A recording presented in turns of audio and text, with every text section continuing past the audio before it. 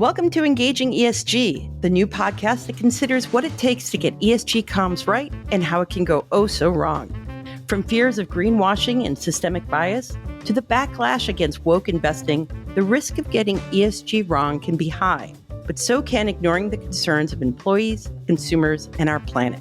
I'm Jennifer Owens, former external content strategy lead for Meta Sustainability. And I'm Katie Callens, former head of sustainability engagement at Meta. In this 10-part series, we'll delve into the complexities of ESG communications by tackling your toughest inquiries. We'll explore the pitfalls and opportunities and share practical answers you and your team can use today as you navigate the evolving landscape of environmental, social, and governance topics. Let's get started.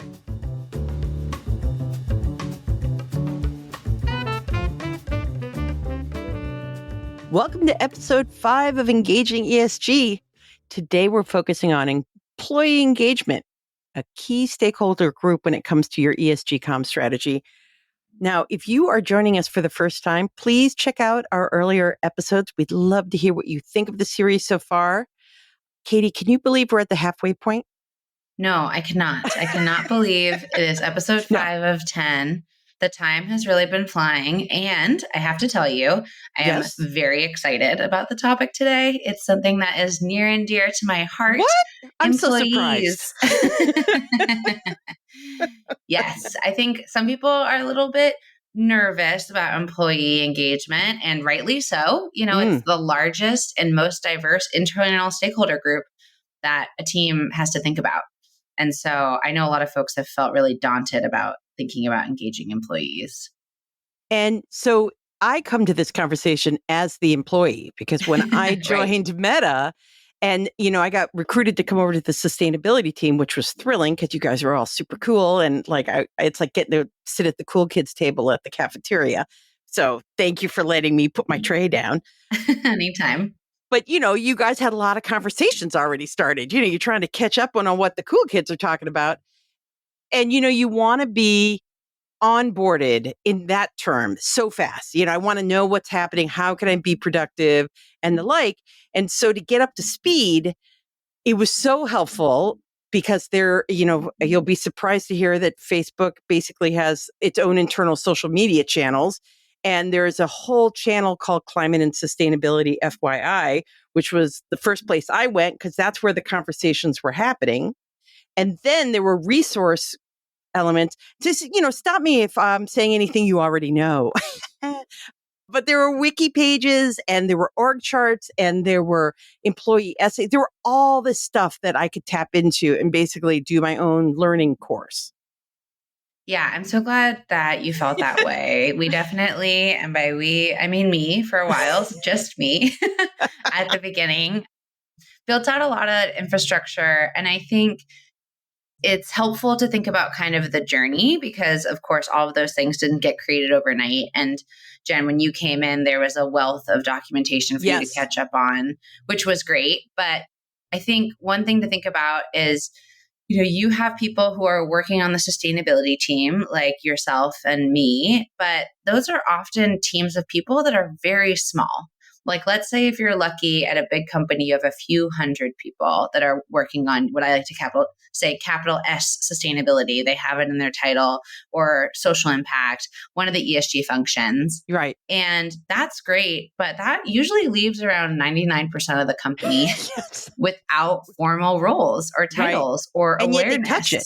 And yet they touch it. And yet they're super important to the work. There's no way that like a team that small can enact any major kind of ESG work, whether that's climate goals, whether that's philanthropy, whether that, you know, is governance, without the support of many teams and many individuals. And so investing early on in how you communicate with employees about this work and giving them opportunities to engage is crucial. Yeah. You can see how I come in, you know, and like, loo, and I start walking through the garden that's been beautifully planted and it's sprouting everywhere. But you could be, you know, where do you start? Who do you target? Because your audience, you know, at a humongous company like Meta, you're talking thousands of people. How do you talk to them? It's some of the questions that I'm thinking that you're dealing with are very similar to external. Yes. That you're still talking to a heterogeneous audience. Definitely. Yeah. I think it's a lot about audience segmentation, which we've talked about on earlier episodes. And, one thing that I'll just note before jumping into that is I think Drawdown has a great line about this. They say, let's make every job a climate job. Oh, I And so love it. that's kind of been, like a North Star that I've always thought about, which is, how can we get every function and individual at the company to see their work within the climate lens, within the ESG lens, The diversity and lens. Yeah, exactly. exactly. And it's probably likely that many of the employees at your company, even if it's not as big as Meta, are really eager to think about their work. There's a lot of information about kind of purpose-driven employees and the like. And so there's a lot of folks that are eager for this information, but like, how do we package it and provide it in a way that is accessible? And so that's where I think kind of breaking down a bit of the quote unquote target market with employees is helpful. Oh, that's interesting. Just like we Yeah, would do externally, when we would exactly. figuring out a market campaign for like the magazines I've worked for, or the website, we come down to like, who are we targeting? And so to think you're doing it internally, that's really interesting. Yeah. And so the way that I have thought about it is kind of like a spectrum. So you have some folks on the left side of the spectrum, let's say, that are highly engaged, highly aware, highly motivated. Awesome. And then on the right side of the spectrum, we have people with less awareness, maybe less interest and engagement. And that's where kind of the two extremes are. And then you have somewhere in the middle, which I like to think of awareness of some of the issues. And as we've noted, there's usually a host of ESG issues that a company touches upon. So it doesn't just have to be climate, it doesn't just have to be social impact. And maybe they're moderately engaged, Yeah. but there's quite a delta in terms of what's possible. And so thinking about this idea of like, how do we move folks who are in the middle to the high engagement piece? Now, is there a general rule of thumb of like how many, when you're like, it's how big is the middle versus Yeah. the ends? Great question. So, a couple of years ago, a colleague of mine from Microsoft shared with me this really interesting study that was done by Ogilvy and Mather on the American population to assess green sentiments across the country. And without getting too into the weeds, what they found is that around 79% of Americans characterize themselves as somewhere in the middle when it comes to living a green or sustainable lifestyle. And then when they did a little bit of segmentation analysis, taking other data into account, they found it was closer to probably 82% of Americans having good green intentions. But of those 82, only 16 had really dedicated themselves and their actions to fulfilling these intentions, Yep. putting, somewhere around like 66 firmly in the middle. And I think that actually really pans out to what I've seen in some different employee populations. You have usually around 15 to 20% as the super engaged or the super greens, as they were called in the study. And then you have the informed yet active, engaged as kind of the middle greens. So that's maybe a 60 to 70% of the population. And then 15 to 20% of kind of the low engagement, low interest, probably not worth catering a lot of content to.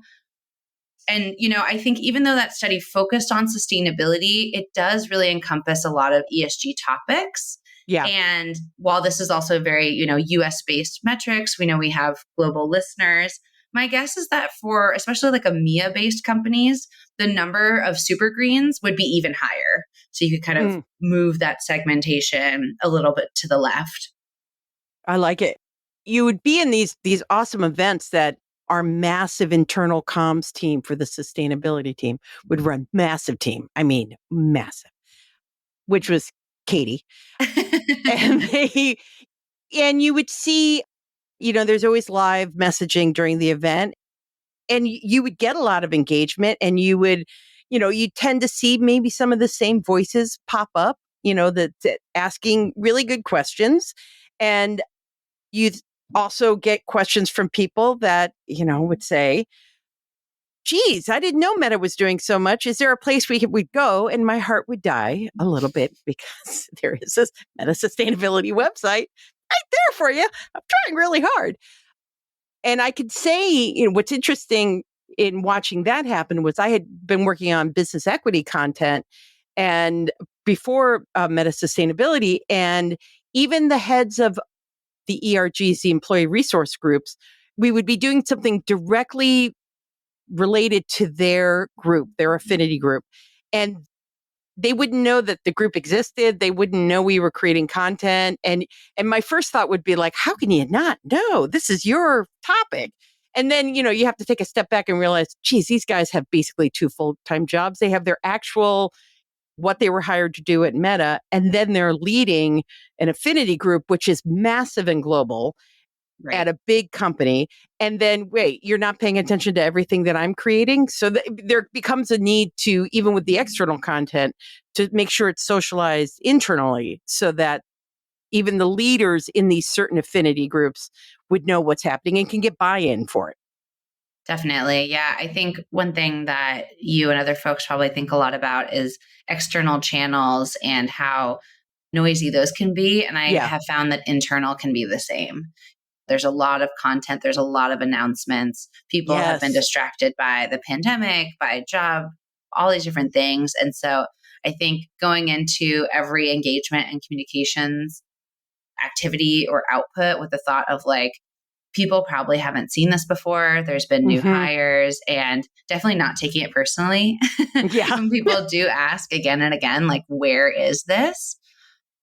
But so I feel like you were leading us a little bit into the how of employee engagement. So just to bring us back, I think if we think about kind of the super engaged and the middle engaged, if you reach those two groups, you have essentially reached 70 to 80% of the company. Right. Wow. Right. That's a huge win. Anyone who works in the space of employee engagement will say that rarely happens. And so congrats. Yeah.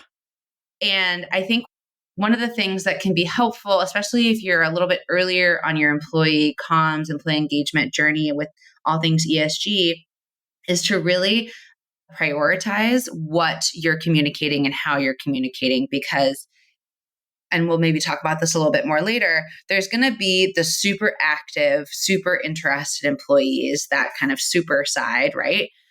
And they have the potential to take all of the energy and focus of your team. Yes. And it's not a bad thing, right? Like I would always say, I'm glad that we have these super engaged employees because it's better than us having to like go around begging for people to care. Yeah.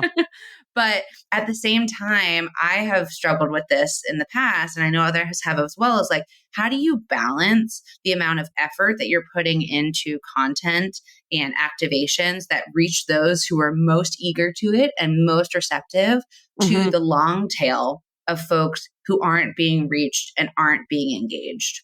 Right. Yeah. And so some of the things that we've already talked about around comms deliverables, website, creator content reports, those are all great. But where you can really drive into employee education to kind of another level, I think, is really thinking about what works for your company. Are there already education platforms? Use them to your advantage. Right. Doing a course can take a lot of budget and capacity, and maybe you don't have that right now, but maybe it's just an internal wiki page or an internal chat group to really discuss what's happening at the company. Another output that gets discussed a lot is the idea of newsletters, which are fun. They come in somewhat of a regular cadence, and they can have a mix of both kind of programmatic updates, what's happening with the ESG team, and also maybe some newsworthy articles. But once again, like if you build a audience base for the newsletter and then it's one of 12,000 things on your plate and it falls off, that's going to hurt your relationship with that employee audience. I completely agree. I feel that this is very much, we're like on both sides of the mirror. Because it's the exact same thing for external. You can start something, and it's not that I'm against starting new things, but please do think of these things as long-term commitments. The first 3 newsletters are super fun. Number 46 gets to be tiring. But is there a reason to be doing it? And also watching your open rates and your click-through rates. I mean, are people actually responding to what you're putting down? Are they picking it up? It's the same. And, how many newsletters are they already getting? I don't know. I like the idea of if every job is a climate job, what if every existing internal content piece is a climate content piece, has some Oh, I sort of love that. tie-in, Yeah, exactly. How do we integrate ESG topics into existing communications and existing programming? Right. Because that will save you time, and ideally you can kind of run with the momentum of what's already happening at the company. And one of the reasons because I always think externally, but what are the things you're doing is you're creating megaphones, you're creating Hmm. advocates from your own company to take it out and one, tell your story, just even in casual conversation, but also your company's clients are asking these questions. So what you're doing is you're informing and making resources that the sales team can grab really easy. You want to make it grab and go for these kind of topics so that they feel informed, they feel comfortable talking about it. And even if you have to keep reminding them where all this stuff lives. So, which is fine. Totally. I think this idea of kind of ambassador and advocates is a Yeah. really strong one, because depending on where employees are in their educational journey around ESG topics and activation, they're going to be a different kind of tier of support, right? So if we think about, there was, if we can delve for a second into kind of like the super greens at Meta, there Yeah. were, folks who were really excited about seeing sustainability work happen in the offices, because they were going into the kitchens every day, they were seeing the waste. And so for them, they really wanted to partner with facilities to understand, what were their sustainability roadmaps and how can we advocate for things in the office. And that relationship, quite frankly, at times could be really tense, because maybe they'd see a lot of single-use plastic coming in to a micro And ask kitchen tough questions about it, right? Yeah. and water bottles. And maybe these were things that the culinary team or the facilities team were trying to advocate for on their end. But then you get these employees coming in, and they can be a useful tool actually for negotiating on the strategy side if we work together. But if they just came at them in kind of this Yeah. more What aggressive, are you doing? Yeah. yeah, and it just kind of added more work for those teams. And so one of the things that I tried to do with our green teams that were great partners for us around employee sentiment around these topics was to say, hey, y'all have insights into what the employees are looking for and prioritize in a way that we don't, because we are coming from this place of action and initiation. And how can we meet each other halfway from a place that is Yeah. listening and kind of collaboratively build this work. And in that way, we built a lot of trust and partnership among the employee community and kind of key practitioners in this space. And then those folks saw that the work was getting valued, and they could also bring that back to their leadership to kind of initiate more of it. And for sure. And then you would have these wonderful massive internal events where Yes. people from the facilities team would come speak and talk about all this amazing work they're doing, or the travel team, or, just kind of getting to see this peek into the breadth of the work that every job is a climate job kind of approach was happening. Yeah, for sure. So I think, if we have the foundation of education from a passive communications tools, so the wiki pages, the website, the report, those are all static documents. Yeah. Then we think about events. We think about, what's the interactivity? Where are the opportunities for folks to get involved and get engaged? And we ended up developing a content calendar that kind of had 2 milestone events. So in April, we do stuff around Earth Day. We called it Earth Week. In September, we do the crazy. climate. You've gone out on a limb with that one. Oh my gosh. Yeah. It got very popular, such that people asked if it should become Earth Month. And I told them I'd have a nervous breakdown. Yeah. Thank you. Now, let's be real. Didn't you have something like 50 panels or that's not hyperbole, is it? Yeah. The content got huge. So basically the idea with Earth Week was we had our internal channel for all things updates from different teams and the like. And we wanted that channel to basically have active content on it every 6 hours or so for the entire Wow. week. So it was like a TV station a little bit. It no really matter was. when you were awake in the different offices. And so, yeah, it was this really amazing coordination effort. But what brought me the most joy, honestly, about, the 30 plus events and 40 different global teams that were involved was that it really was a megaphone for everything that was happening across the company, whether it was data center design, water stewardship, climate product work. Like there are so many pieces of this work that as comms professionals, we got insight into. And I basically felt like I got to give everyone just like a boost up and to push that support. And then not only was it a great opportunity for employees to see this work, but it provided two other important outputs, which I think are valuable when you're thinking about, do I want to invest in actually doing an internal streamed event? One is that team then has a deliverable that they can then share out when people ask and say like, hey, so what is your team doing on this carbon reduction program? You can say, oh, well, we did a 20-minute panel about it for Earth Week. Let me share that with you. Let me put it in our newsletter for our team for the, Exactly. Put it in your newsletter or maybe save you a 30-minute meeting having to explain to someone because it exists in a panel. Oh, love that time God bless saving. you for saving us from another 30-minute meeting. That's also like a great deliverable that you can share with executives when you're trying to get more support for the work, right? Because you can say like, wow, we had 1,000 people watch this video. Clearly employees are interested. Clearly folks are invested.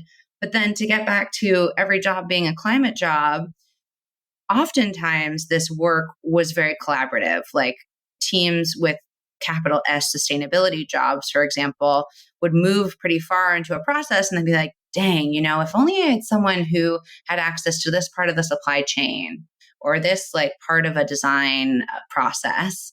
And often those people exist and they are ESG curious, so to speak, but don't really know how to tap in. And now you're creating not only a vehicle for sharing and celebrating that work, but also giving people a really clear way that they can then participate and support and elevate. Right.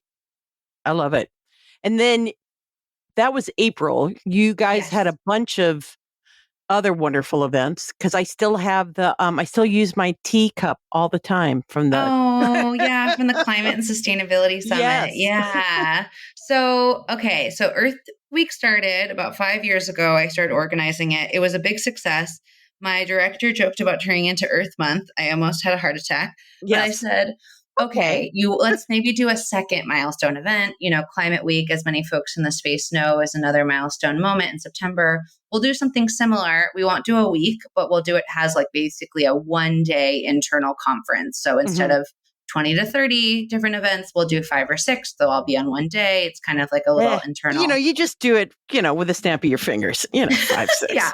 Well, the year that you were with us, which was the best, was the year that I perhaps over enthusiastically was like, wow, well, we're going to be in New York. Yeah, we're back in person. That was a big thrill. Let's do it at the office. Not just any office. Let's do it at the office that will have just opened the previous week. Yeah. Because then they were testing the fire alarms that week. Yeah. Then definitely all of the tech will be working. Yes. All the facilities people will totally know what's what. It won't be a total hassle to bring in guest speakers. Literally, I won't have to look at the floor map every single time I leave the room. Sure. Yeah. It was, as Jen is alluding, it was a little bit of a crazy town situation. But it was the first time since the pandemic that we actually had an in-person event. So we got to really interface not only with live speakers, I think about half of it was in person, half of it was online, but actual employees who engage with this work, want to get involved with this work, have those conversations. And I can't tell you how valuable that was for me and our partners just to really see the physical humans and have that exchange of ideas and collaboration. Yeah, just getting to ask questions of the panel, that was really great. Yeah, exactly. Well, I could clearly talk about this all day, so I'm just going to go quickly with a couple of other things that we did to help folks think about ways that they might want to apply it within their company. So we had these 2 big events, Earth Week and the Summit. And then in between those, wanted to develop opportunities to continue the conversation and activation opportunities, but maybe from like less of a intensive basis. So for folks that wanted to get involved with more technical work, we organized sustainability hackathons. Yeah. We did executive Q&As that I called sustainability talks, where I'd have folks with a cup of tea and we'd kind of have a discussion of all things for that topic and for their team. We would do executive panels around new partnerships or launches. We got onto the company-wide Q&A a couple of times to once again highlight, how can you integrate yourself into existing communication channels, existing vehicles. And then the last thing I'll note is around employee engagement. We also were doing scope 3 reduction pilots. So we worked with the Climate Club team to also do kind of furthering of education around food and waste, as well as activations in the office to really track that work. And then you also noted travel earlier. We worked closely with the travel team. So by the end of it, there was a whole portfolio of both like regular kind of passive written content as well as ongoing events. And as more people got involved, I think the more they saw was like, oh, I don't need to wait for Katie to ask me to participate. When we have a launch or we have a report coming out, I can come to her proactively. And so maybe that's like one of the last things that I'll close with is it's partly, I find this work is productive when you can not only create the opportunities for partner teams and employees to participate, but also train them to identify when those opportunities are on their roadmap before you even come to them. Right. I don't know if you have any thoughts about the coaching. Yeah. Yeah. Seeding them to come to you and say, oh my gosh, can we do this? And which is, it's great. I mean, you've won half the battle when they come to you with a great idea. So, yes, for sure. We have all these wonderful, especially the live events. And then you have typically it could be not always the super greens, could be the middle, people kind of new to stuff who start asking kind of difficult questions and difficult to, a judgment.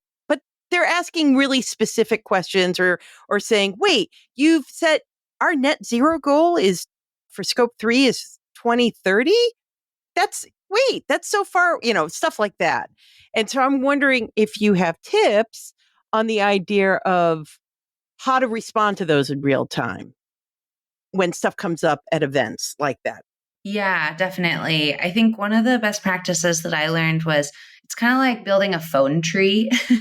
So before we do a partnership announcement or an event, I would try to identify who from the climate team, who from the human rights team, who's basically on deck to answer questions, because that is so important. And that way, like when they're coming in live, we can either tag those folks in or they're also watching the stream. And that way, the employees can feel like they're being heard.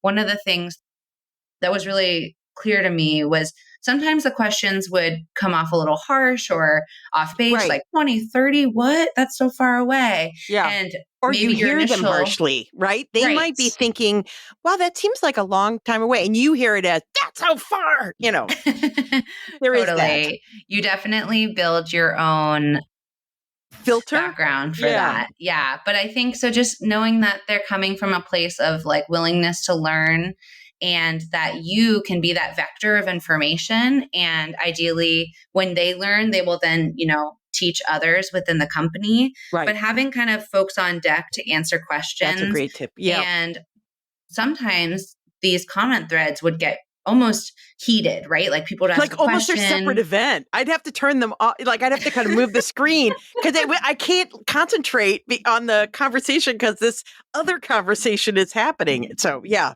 So sometimes they would get a little spicy. Yeah.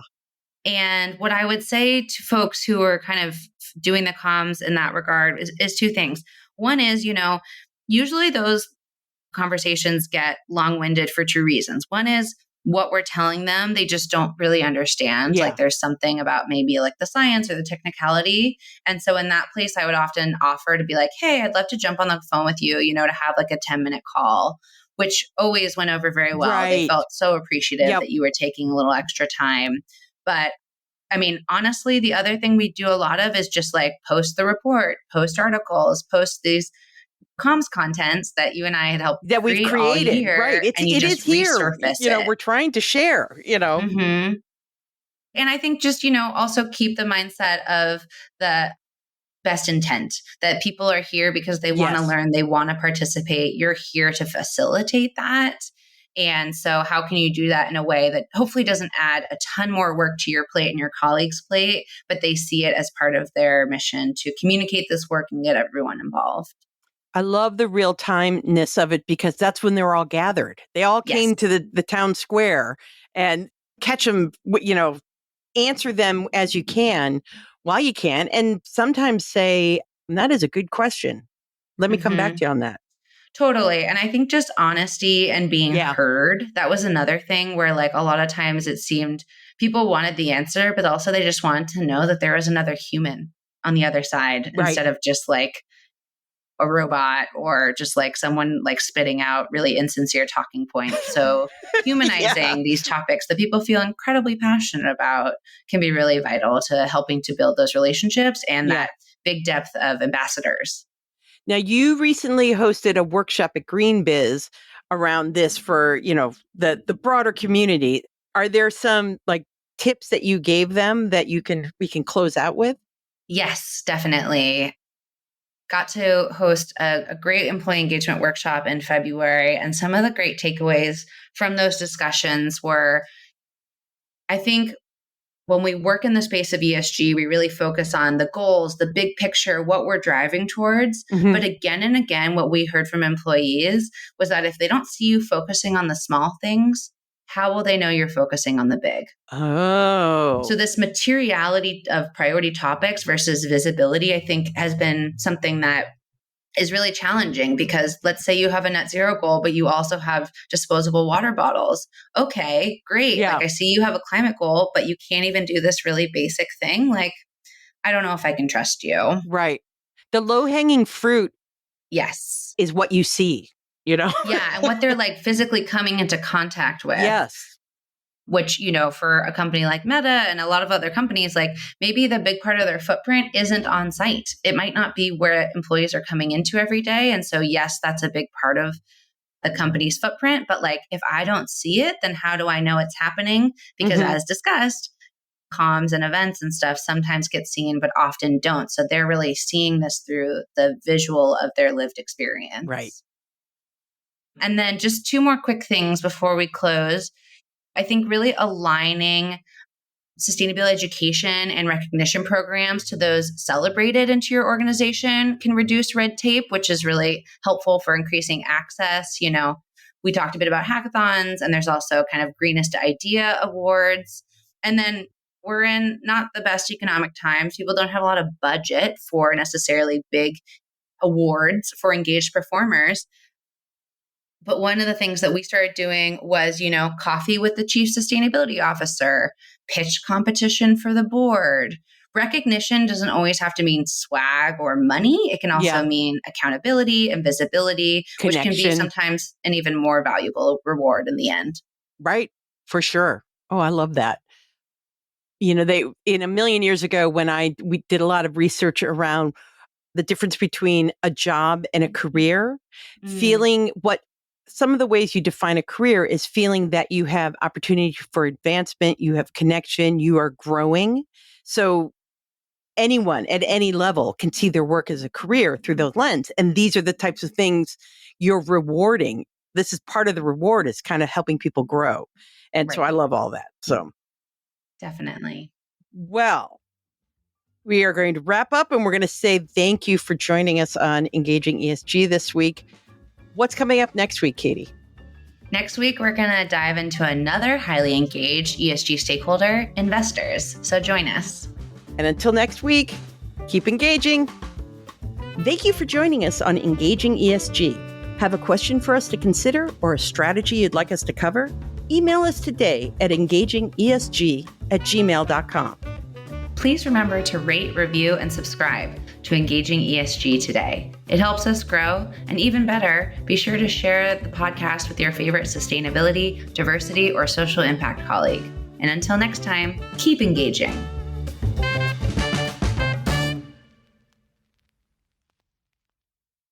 This podcast is part of the Sound Advice FM network.